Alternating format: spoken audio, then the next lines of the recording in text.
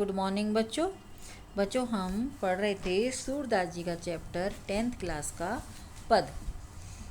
तो चलिए बच्चों पढ़ना शुरू करते हैं आगे। उद्धव मन्ने भय 10-20।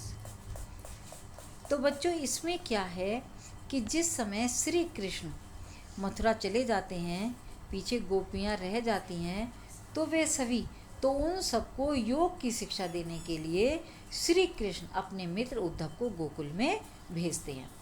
तो उस समय का इसमें वर्णन है। तो गोपियाँ उद्धव से कहती हैं कि हे उद्धव, हमारे कोई 10-20 मन नहीं है।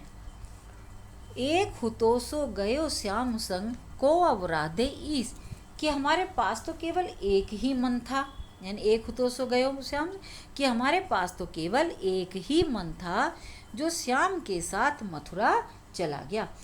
को अवराधे ईस, अब हम तुम्हारे किस ईश्वर की आराधना करें, कि जो हमारा एक मन था वह श्री कृष्ण के चला गया, कि श्री कृष्ण के साथ चला गया, तो हम अब किस निर्गुण ब्रह्म की आराधना कैसे करें।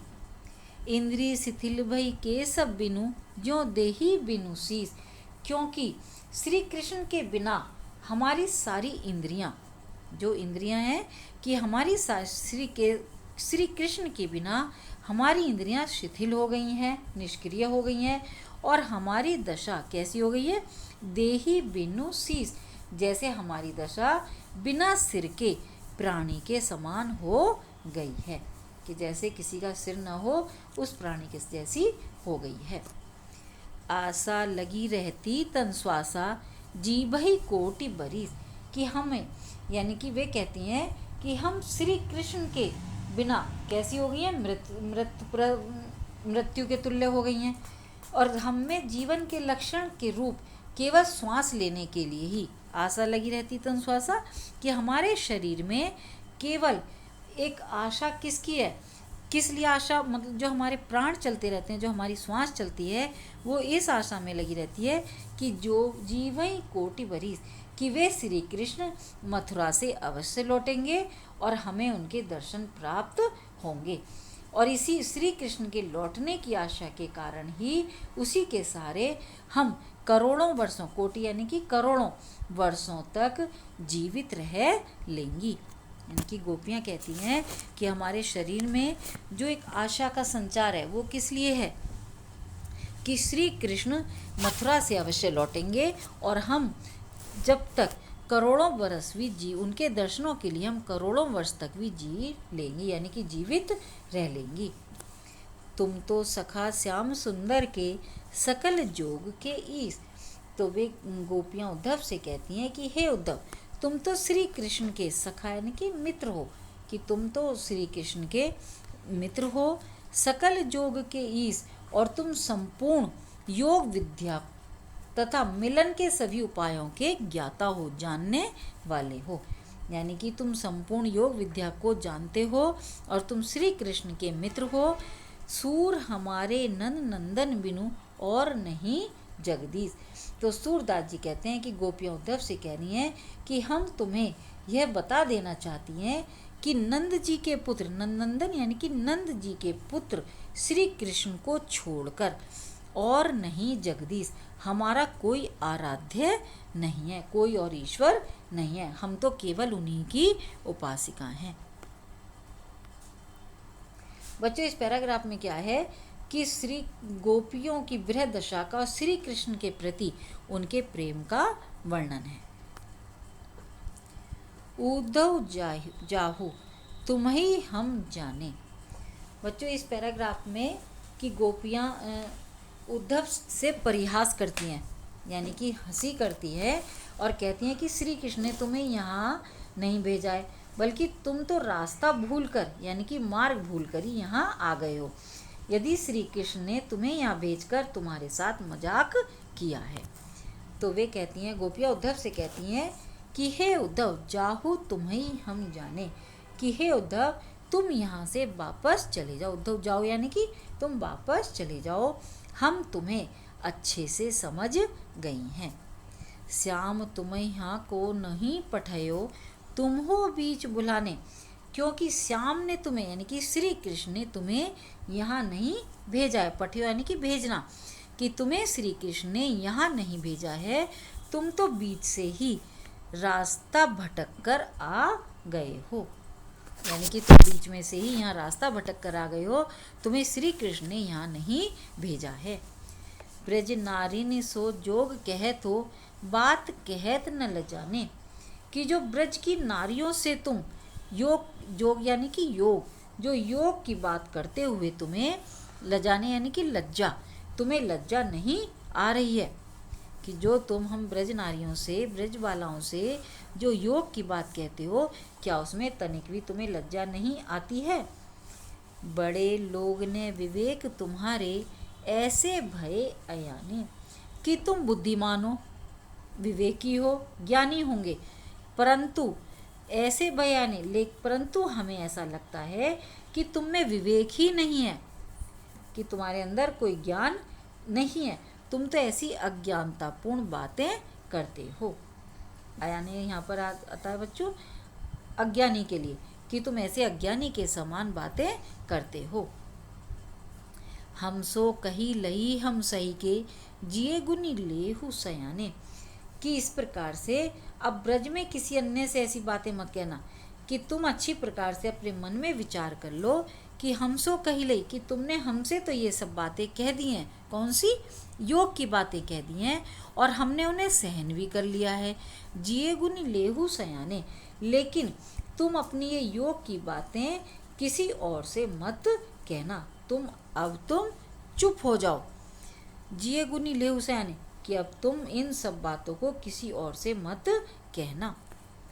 कह अवला कह दशा दिगंबर, मस्ट करो पहचाने, कि कहाँ तो हम अवला नारियां हैं, दशा दिगंबर अवला नारियां, और कहाँ तुम योग की, दिगंबर होता है जो वस्त्रों का त्याग कर देते हैं, कि कहाँ तुम योग की नग्न अवस्था का वर्णन करते हो। मस्ट करो पहचाने, तो हे उद्धव अब तुम मस्ट करो यानी कि चुप हो जाओ, कि अब तुम चुप हो जाओ और हमसे सोच समझकर बातें करो। साच कहो तुमको अपनी सौ, बूझती बात निदाने, कि साच कहो, कि हम तुमसे एक अंतिम सवाल पूछती हैं, यानी कि तुम साच कहना यानी कि सत्य कहना, अपनी सौ यानी कि कसम, कि तुम्हें अपनी सौगंध है, बूझती बात निदाने, कि जो तुम सच न बोले। तो सूरदास जी कहते हैं कि गोपियाँ उनसे सत्य बताने के लिए कहती हैं, सौगंध देकर कहती हैं, और उनसे बातें पूछती हैं, कि तो वे पूछती हैं कि जब सूर श्याम जब तुम्हें पठायो, तब न कहूँ मुस्काने, कि जिस समय श्री कृष्ण ने तुम्हें यहाँ भेजा था, यानी कि जिस समय श्री कृष्ण ने उनको वहाँ भेजा था, उस समय न कहूँ मुस्काने, उस समय वे थोड़ा सा मुस्कुराए थे या नहीं। यानी कि गोपियाँ उद्धव से सौगंध देकर पूछती हैं कि तुम सच सच बताना, हम तुमसे पूछती हैं कि क्या जिस समय श्री कृष्ण ने तुम्हें यहाँ भेजा था, तो क्या वे थोड़ा सा मुस्कुराए थे या नहीं, अर्थात कि वे अवश्य ही मुस्कुराए होंगे, तभी तो उन्होंने तुम्हारे साथ उपहास करने के लिए तुम्हें यहाँ भेजा है। बच्चों इस पैराग्राफ में गोपियाँ तर्क देती हैं, यानी कि उद्धव के साथ उनकी तर्कशीलता और आक्रोश का वर्णन है, और वे अपनी उस तर्क शक्ति से उद्धव को परास्त भी कर देती हैं, कि गोकुल आने के उनके उद्देश्य को ही वे समाप्त कर देती हैं। और यहाँ पर जैसे सौगंध देना, खिलाने की जो भावना है, ये सब एक उनके स्वभाव का यथार्थ अंकन हुआ है। निर्गुण कौन देश को वासी, अब इसमें जिस समय जब वे उद्धव उन्हें योग का संदेश देने के लिए आए थे, तो गोपियाँ उस निर्गुण ब्रह्म की उपासना का खंडन करती हैं और सगुण कृष्ण की भक्ति का मंडन किया गया है, यानी कि उस पर जोर देती हैं।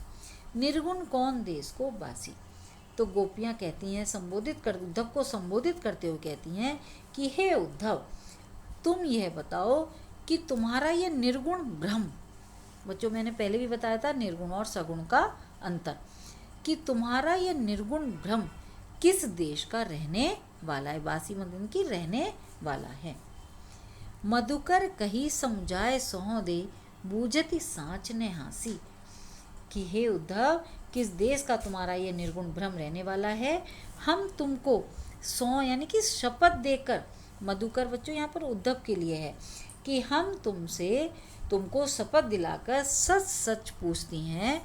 बूझती सांच ने हंसी, कि हम सच पूछ रही हैं, कोई तुमसे हंसी मजाक नहीं कर रही हैं। को है जनक, कौन है जननी, कौन नारी को दासी। कि तुम ये बताओ कि उस निर्गुण का, तुम्हारे उस निर्गुण ब्रह्म का जनक यानी कि पिता कौन है, जननी यानी कि माता कौन है, कौन नारी है, कौन उसकी यानी कि पत्नी है, और कौन उसकी दासियां हैं। कैसो बरन भेष है कैसो, किही रस में अभिलाषी। कि उस निर्गुण ब्रह्म का रंग कैसा है, कैसा उसकी वेशभूषा है, और वह किस रस में रुचि रखने वाला है, किस रस को चाहने वाला है। पावे गोपुनि कियो आपनो, जोरे करे गो गांसी। तो गोपियां उद्धव को चेतावनी देती हुई बच्चों इसमें कहती हैं कि हमें सभी बातों को, पावे गोपुनि कियो आपनो, अपने सभी बातों का हमें ठीक ठीक उत्तर चाहिए, कि तुम हमारी सब बातों का ठीक ठीक उत्तर देना। यदि सही बात बताने में यदि तुमने जरा सा भी, गांसी यानी कि यहाँ पर छल कपट के लिए, कि यदि तुम जरा सा भी हमसे छल कपट करोगे तो तुम अपने किए का फल प्राप्त करोगे। यानी कि तुम यदि हमसे छल कपट करोगे और हमारी बातों का सही सही जवाब नहीं दोगे तो तुम अपने किए का फल अवश्य पाओगे। सुनत मौन हवई रहो बाब रहो, सूर सवई मति नासी। तो सूरदास जी कहते हैं कि गोपियों के ऐसे प्रश्नों को सुनकर उद्धव मौन हो गए, और बावले के समान यानी कि ठगे हुए से, जैसे कोई व्यक्ति बावला और पागल सा हो जाता है, उसी प्रकार से वे उन गोपियों की बातें सुनकर चुप हो गए और शांत हो गए, ठगे से खड़े रह गए। और उनका जो सूर सवई मति नासी, और उनका जो सारा ज्ञान था, जो उनकी बुद्धि थी, वह उन अनपढ़ गोपियों के सामने नासी यानी कि नष्ट हो गई। यानी कि बच्चों इसमें जो सगुण और निर्गुण जो हमने आपको बताया था, तो इस तरह से इसमें सगुण के उपासक थे सूरदास जी ने गोपियों के माध्यम से निर्गुण ब्रह्म का उपहास पूर्वक किया है। गोपियों के प्रश्न सीधे साधे होकर भी व्यंग्यपूर्ण है। और बच्चों इसमें स्त्रियों की व्यंग्य करने की जो स्वभावगत जो प्रवृत्ति है उसका बहुत ही सुंदर वर्णन किया गया है। संदेशो देव की सो कहियो। तो जब श्री कृष्ण मथुरा चले जाने पर माता यशोदा बहुत दुखी हो जाती हैं और उनके मन में विभिन्न प्रकार की आशंकाएं, चिंताएं आने लगती हैं, तो वे इसमें देवकी को संदेश भेजती हैं, और उस समय उनके मन की जो पीड़ा थी वह व्यक्त होती है। तो वे कहती हैं यशोदा जी कि संदेशो देव की सो कहियो। तो वे एक पथिक को अपना संदेश देती हैं देवकी के लिए कि हे कृष्ण, की संदेशो देव की सो कहियो। पथिक से कहती हैं कि हे पथिक, तुम यह मेरा संदेश देवकी से कहना। हो तो धाई तिहारे सुत की, मया करत ही रहियो। कि वैसे तो कि श्री कृष्ण तुम्हारा पुत्र है, तिहारा सुत यानी कि तुम्हारा पुत्र है, मेरा पुत्र नहीं है, मैं तो केवल उसकी धाय हूँ, यानी कि उसका पालन पोषण करने वाली एकमात्र सेविका हूँ। मया करत ही रहियो, पर वह मुझे मैया मैया कहता रहा है। यद्यपि टेव तुम जानती उनकी, तव मोई कही आवे। इसलिए मेरा उसके प्रति जो एक वात्सल्य का भाव है वह स्वाभाविक है। यद्यपि तुम उसको, यद्यपिटे कि वैसे तो तुम उसकी आदतें जानती ही होंगी, तव मोई कही आवे, फिर भी मेरा मन तुमसे कुछ कहने के लिए उत्कंठित होता है, मेरा मन तुमसे कुछ कहना चाहता है। प्रात होत मेरे लाल लड़े ते, माखन रोटी भावे। तो वे कहती हैं क्योंकि सवेरा होते ही मेरे पुत्र को, यानी कि मेरे लाड़ले लड़ेते यानी कि लाड़ले श्री कृष्ण को माखन रोटी खाना अच्छा लगता है। तेल उबटनो अरु तातो जल ताही देखी भजी जाते। और वह स्नान करने के लिए तेल, उपटन और गर्म जल को देखकर वह उसे देखकर ही भाग जाता था। यानी कि वे कहती हैं कि सवेरे उठते के साथ ही मेरे लाडले श्री कृष्ण को माखन रोटी खाना अच्छा लगता है और तेल, उपटन और इन गर्म जल को देखकर वह उन वस्तुओं को देखकर ही भाग जाता था। ताही देखी भजी जाते, जब वह भाग जाता था तो जोई जोई मांगत सोई सोई देती, क्रम क्रम करी नहाते। तो मैं उसे जो जो वह उस समय, यानी कि वह जो जो उस समय मांगता था, सोई सोई में यानी कि उसे देती, वही उसे देती थी। और जब वह धीरे धीरे करके नहाता था। बच्चों जैसे ऐसा होता है ना कि जब बच्चे उन्हें नहलाओ या कुछ करो तो वे भागने लगते हैं, तो उन्हें माताएं क्या करती हैं कि जिस समय बच्चा फिर जिन जिन वस्तुओं को मांगता है माता उसे देने लगती है। तो उसी प्रकार से श्री कृष्ण की भी इसमें बाल लीला का वर्णन है। सूर पथिक सुनी मोहि रैनी दिन, बढ़ियो रहत उर सोच। तो सूरदास जी कहते हैं कि यशोदा पथिक से अपने मन की दशा का वर्णन करते हुए कहती है कि मुझे तो रैन दिन यानी कि रात दिन यही चिंता सताती रहती है। बढ़ियो रह तो सोच यानी कि मेरे हृदय में यही चिंता सताती रहती है कि मेरो अलक लड़े तो मोहन हवै करत संकोच, कि वह मेरा लाडला मोहन यानी कि श्री कृष्ण अभी तुमसे कुछ मांगने में संकोच करता होगा। बच्चों जैसे होता है ना कि बच्चे जब कहीं और दूसरे स्थान पर चले जाते हैं, कहीं दूसरी जगह जाते हैं, तो वहाँ उन्हें जिस प्रकार से खाने में, पीने में, कुछ भी मांगने में संकोच होता है, उसी प्रकार से इसमें श्री कृष्ण का भी इसी बात का, इसी बाल रूप का वर्णन किया गया है। तो इसमें माता के वात्सल्य भाव की अभिव्यक्ति हुई है और कवि ने बच्चों बाल मनोविज्ञान का एक सुंदर वर्णन किया है कि जैसे बच्चे अपरिचित एक स्थान पर किसी चीज़ की इच्छा होते हुए भी संकोच के कारण चुप रह जाते हैं, जबकि वे अपने घर पर इन सब चीज़ों की जिद कर लेते हैं। तो बच्चों वैसे तो आपको ये चैप्टर समझ में आ गया होगा, यदि कुछ समझ में नहीं आए तो बच्चों मुझसे पूछ लें।